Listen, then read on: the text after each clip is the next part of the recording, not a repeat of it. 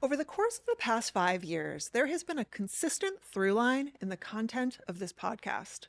But how I've described it has changed over time. And this show is about how we become the people we are and the impact that our lived experience has on our psychological well-being. This show is broadly about the world that we live in, looked at through a psychological lens. My podcast, The Nature of Nurture, is about human psychology in the most expansive definition of the term. That's partially because there are so many ways of saying pretty much the exact same thing. This show is about what it's like to be a human being, especially at this wild moment in history. It's about society and culture and how people respond to phenomena. The amount of time people are spending on these chatbots, developing a psychosis, an attachment. The Nature of Nurture isn't about current events per se, but it is a critical exploration of the dynamics that shape our lives. Say it with me now. Radically pro-transgender. Namely, when those dynamics have to do with late-stage capitalism and the impact that it has on mental well-being and mental health care. Actually, what's going on is there's a lot of really perverse incentives here that have kind of captured the way medicine is practiced. And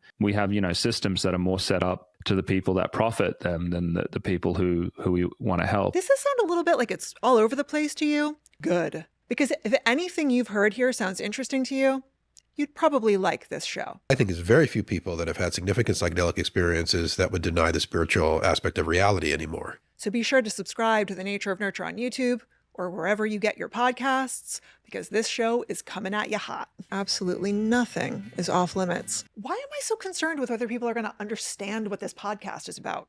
I mean, what is Joe Rogan's podcast about? Has anybody asked him? Oh, I should probably also acknowledge that I talk to dead people. I have been in communication with my father since he died, or at least that I get a little weird from time to time. I think the show itself is literally vibrating at the frequency of unconditional love. I talk about whatever I feel like. Yeah. Women in male-dominated fields.